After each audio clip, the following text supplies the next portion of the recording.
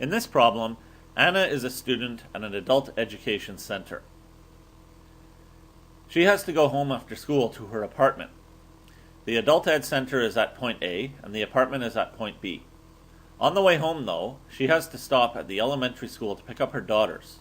The elementary school is found at exactly the midpoint of straight line AB.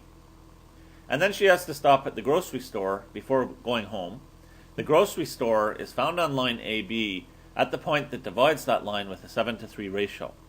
We want to know how far apart the elementary school and the grocery store are. The first step we will do is to find point E.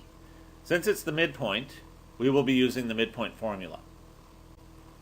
The midpoint formula looks like this.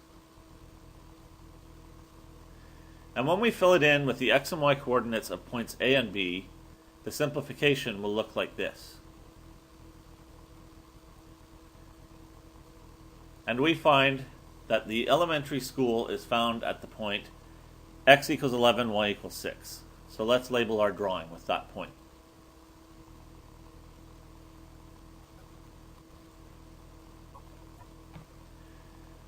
Now we have to find the coordinates of point G, the grocery store. To do that, we will use the ratio formula, which looks like this. Filling in the ratio formula with the x and y coordinates of points A and B, as well as the ratio 7:3, it will look like this. Simplifying, we find out that the grocery store is found at a point with x coordinate 14.6 and y coordinate 6.4. So let's label our drawing with that point. Finally, we have to find the distance between the elementary school and the grocery store. And to do that, we will use the distance formula. The distance formula looks like this.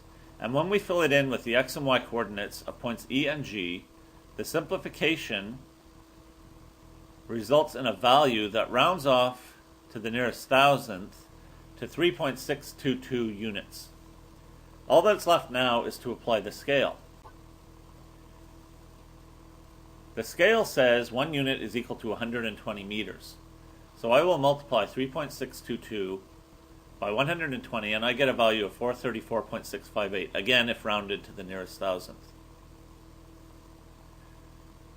My final answer is therefore that the elementary school and the grocery store are 434.66 meters apart, if rounded to the nearest hundredth.